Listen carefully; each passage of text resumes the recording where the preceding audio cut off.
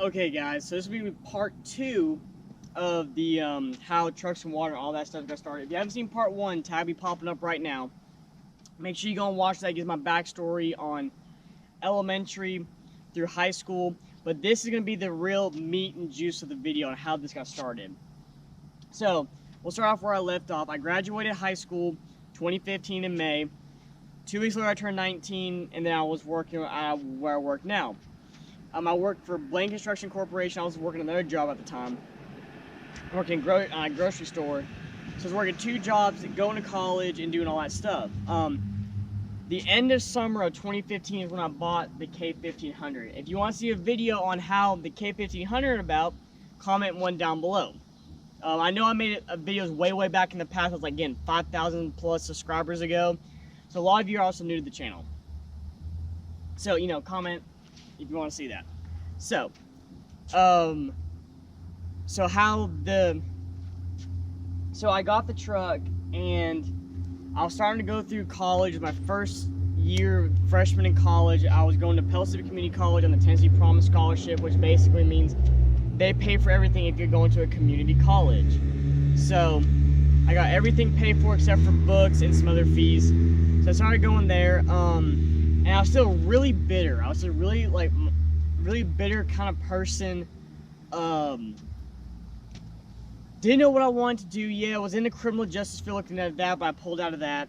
But that's a little bit later on in the video anyways. And all that other stuff. So, growing up, I always had a love for trucks. And then when I got this truck, that's when it all really hit hard. I wanted to modify it. The first mod I did to it was the paracord grab handles inside the cab and the old style tow mirrors I used to have on the truck. I mean, I got a bull bar with the light bar on it, LED lights, and stuff like that. Like the basic mods you do to your vehicle when you first start out. So, started with that. Started doing that. But yeah, I was very bitter. Did not know what to do. I was frustrated with school because I was learning the criminal justice side, which is really cool. I love, crime and learning about it and the philosophy behind it. But I was taking BS high school classes all over again, like biology and like algebra, math again for some reason. Because I wasn't going into like a math-heavy field. They put me back in a normal math class. Cause I had to have that credit, and I hated it. I was like, what was the point of me graduating high school to go to college, do the same exact stupid thing all over again? So during my freshman year, later going towards late, I got my second real girlfriend ever. That didn't work out very well at all. She was, I think, I was 19 going on 20 at the time. She was like 20 going 21. Yeah, apparently I have a thing for older women, I don't know. Anyways, that didn't work out at all. Come to find out, she was cheating on me. I called her out on it, forgave her, which was a stupid mistake, guys. Learn from my mistakes. If you catch your girlfriend cheating, cut all ties and hit the road. Find someone else better. It's not worth it. I'm also trying to beat the sun setting down. It's not worth it whatsoever. So, that didn't work out, and that was probably the lowest point in my life. I was so frustrated with everything. I was so frustrated with just life in general. That was probably the lowest point in my life, was that moment right there, that summer when everything was. I was supposed to go down to Daytona Truck Meet 2016 then. Like, I was planning on going down before 17, like you see on my YouTube channel. And that didn't work out because we're supposed to go down a bunch of it, blah, blah, blah, blah, blah. But anyways, lowest point. So, I don't remember the night, but it was a night I was just feeling really sorry for myself after work and stuff. I just kind of became a recluse. And it was that night that I watched a YouTube video. I think it was on the Lone Survivor, Mark Luttrell. And watching that video of him talking about the movie and his real, like, he was the part of that real thing. He's the only guy that survived the squad that fell the Taliban attack and went on out in Afghanistan. He said when he was crawling, he had a broken back, couldn't move his leg, but he would draw a line in front of it and crawl to that line. He never gave up. And something sparked inside of me. There's like a light, like 2 wires connected right there. And that's what I was doing. I was giving up. I was giving up all hope. I was just giving up. And on myself, on my career and everything. So I was like, from that night forward, I'm gonna stop feeling sorry for myself because it wasn't my fault she cheated. I'm not gonna start feeling sorry for myself because I forgave her. It's my fault. You own up to your mistakes and you move on with life. The biggest thing you can do, guys, if you're younger than me, if you're going through all this crap that I did, forgive yourself. Learn to forgive yourself, not just others, and move on with your life. You gotta keep moving forward. Whether that's like Marcus drawing a 5-foot mark in the dirt and moving at 5 feet, or however many steps, as long as you're moving forward, you're making progress. So, I kept going on the criminal justice side of it, kept doing it, and I just didn't like it. So I was like, I know I'm gonna get into business. I love, business and how to run one and all this other stuff. All the time at my previous job, one of my buddies there was always talking about YouTube videos. We were obsessed with certain YouTube, like Street Speed 717 and all those guys. Well, we're like, hey, let's make I was thinking one day, and I was like, hey, let's make a YouTube channel. Like, cool. So Trucks and Water actually started as a co-partnership with 2 people, me and my buddy. So that's how that came about. Yes, his truck and this truck was a star of the channel at the time, but we were actually coexisting. We're being a partner. He was running more of the Instagram page, I was running the YouTube side with editing. And so that started up, and I fell straight in love with it. I was loving it. It was something I can do. I love filming. I love making videos. As the sun goes down, it looks terrible. I loved it so much. So I kept going with it. I kept striving with it.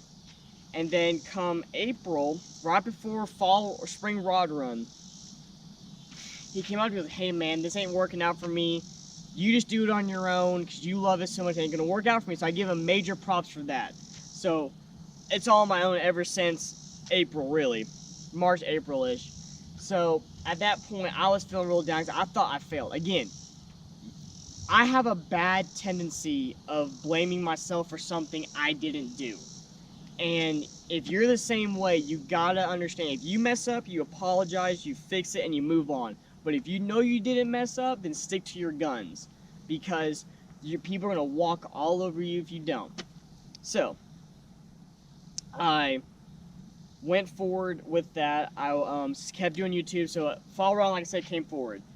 We go up there. I go up there for the Truck Fest event, and I spent 10 hours in the blazing sun filming everybody's truck, trying to get as much video footage out. Because I was brand new at this. I didn't know what my style was, didn't know how I wanted to film things. So I was brand new at this, trying to figure it out still. So we get that all done. I make those videos. Those became one of the first videos to go viral, along with the Rudy's Diesel videos that month with Matthew, if you remember those, if you've been around that long with the channel. And I made those. So, but I was only like 300 subscribers then, and I couldn't break past it. I couldn't get that 500 mark. So, Daytona Truck Meet was coming up, and I was really frustrated with myself. Like, I'm putting all this time, energy, money, and effort into this with nothing in return. I was pushing, nothing in return. So, I told myself, I'm going to go down to Daytona. Colin went with me, as you know from the vlogs if you've seen them. I'm going down to Daytona. This is going to be my make or break. I either make it in Daytona or I don't. So I go down there in a bone stock truck, guys. I had stock wheels. I had diamond plate bed covers. I had diamond plate bed toolbox with the bars on it. Bull bar with light bar, LED headlights, and that was it, and tow mirrors, and that was it. Nothing else that you see on this truck was on it then, that y'all know and love today. And people recognized me. I had people down there, and I was only like 500 subscribers, I think, by then. I only had 500-ish subscribers, and people knew who I was. They came up to me. I had like, but in all honesty, it was like 10 people at the end of the whole event, but they still knew who I was. I was like, holy crap, people actually watch my stuff. And even Colin was like, holy crap, people actually watch your stuff. We had these crudely made t-shirts that had my logo on the back. I still have them at the house. And all this other stuff. No sponsorships on the truck. This is all on my own. I was winging it, right? And those are some of the best videos I ever made, was those Daytona videos. So after that, my channel blew up. I think I gained like from 500 to like 800 in like 2 weeks. So I knew I could do it. So I just need to get to that 1,000 subscriber mark. I need to get to that 1,000 subscriber mark so I can monetize the channel, start making money off of this, and I can really blow it up. So I kept going, kept going, kept going, kept going, kept going. And, you know, I was always focused on my career. And that's when me and Hunter lost contact after I switched high schools. And that's when Hunter came back into contact. It was right around then. And me and him, like, clicked, and we started hanging out again. We went to Steel Meat back then. Again, stock truck pretty much. He had the black extended cab Tacoma on 20x9 moto metals. And you know, we had a blast. We went down to Steel. It was like one of the worst meets I ever went to. It was cold. My credit card got stolen. My number and all that other stuff. It was horrible. But it was the best event I ever went to with him. It was freaking awesome. So we do that, and I keep pushing forward. And going into last year, you know, I was hovering around 2,000 subs. So this is when, basically, what I learned from that first year of you doing YouTube is YouTube and Instagram will frustrate the absolute hell out of you. You'll put all this time and energy into one video to make it go completely flop. No one watches it. And then you edit a video for 10 minutes and slap it together and put it up on YouTube, and it blows up. I mean, you never know. And it's the perseverance and the willingness to keep trying.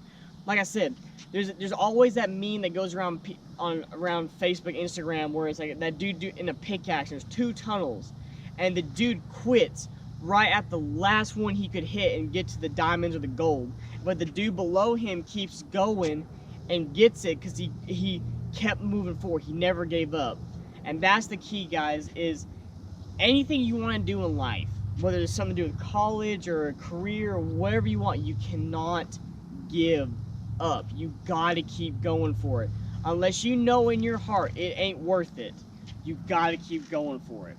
So moving on into last year, 2018, this is gonna get really, I haven't actually talked about this because I was afraid to, but a lot of you have been asking me like relationship advice. I mean, I'm not a relationship advice guru by any I had some really shitty relationships, if I'm gonna be honest with you all. So going into 2018, I was riding high. I was like, cool.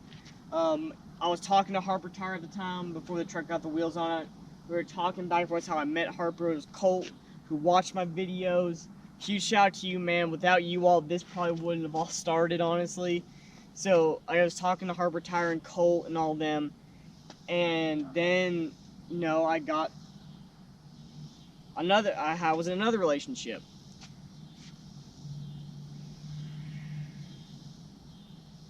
If something doesn't seem right, guys, in a relationship, you need to pursue it out. Because this last relationship I was in before, you met my current girlfriend. The last relationship I was in nearly cost me trucks and water, my Instagram, and I had 2 sponsors at the time. I had Harper Tire and Vinyl Sickness. Nearly cost me both of them, and I'll go into why here in a second. So going through it, trying to do a relationship and YouTube at the same time, on top of college. I just quit my first job. I was working full-time at Blaine, doing night classes at college. Pushing through it. It was a lot of stress. There's a lot of nights I banged my head against the desk. Again, but I know I had that grunt and that courage to keep pushing forward. Well, Rod Run comes about. Pretty much normal rod run, fantastic. Met a bunch of you guys, awesome. First rod run with the new wheels and tires on the truck, so I was really happy about that, the leveling kit. Then going to Daytona. That's when I learned about when you need to put your foot down in a relationship, because some stuff was said, I'm not going to go into detail, some stuff was done and said that nearly cost me, again, all this stuff I worked forward to. So going into that, you gotta learn, guys. A lot of people ask me, how did you meet your current girlfriend that loves trucks almost just much, and like, they almost even say allow you to do YouTube. Guys, this comes first. I have built this up from scratch, from zero everything to what you see now. So if a girl ever tells you to pick between her and a hobby or something you love that you've done way before her and is trying to force you out of it and force you away from friends and everything like that, cut it out of your life. It makes your life so much better because it's not worth it. It's not worth going through the heartache and ruining something you love and are so passionate about for somebody that doesn't support you and care about you and what you love to do. A lot of guys, like in high school, like these girls are such jerks and a-holes and all that other stuff. And I always tell them, I'm like, you got to find that one person that supports you as a person, as you as a human being. So that relationship, I got out of that relationship. I was like, I'm done with the bull crap. I ended that relationship, and I told myself I was gonna be single for a long time. So halfway through 2018, over halfway, I learned that you need to cut people out of your life that aren't worth it. And again, this all molded Trucks and Water into what you're seeing today. It molded me as a person, but not only molded this into what it is today. So going into that, I was coming out of that relationship. I was going, so I got fall rod run coming up, so we did that. I did also, and there's a lot of trials and tribulations. 2018 was the year of unexpected BS. Pretty much, like you, most of you know, my old motor, the OG original motor, completely went to hell. I had to put a new motor in this truck, which sucks. That took up a lot of my money. I was gonna dump into other things on this truck, so that sucked. But you, like I said, perseverance and the willingness to keep going and to keep moving forward will get you through a lot of this stuff. And that's why I told myself, like, you got to keep moving. You got to keep moving forward. Fast forward in November, that's how I met my current girlfriend. We met through Facebook, actually, and because she had a modified Ram. I messaged her about it. Didn't believe anything from her. I wasn't looking for a relationship. I wasn't wanting one, honestly. It just kind of fell in my lap. And it was the best decision I ever made, was sending that first message to her.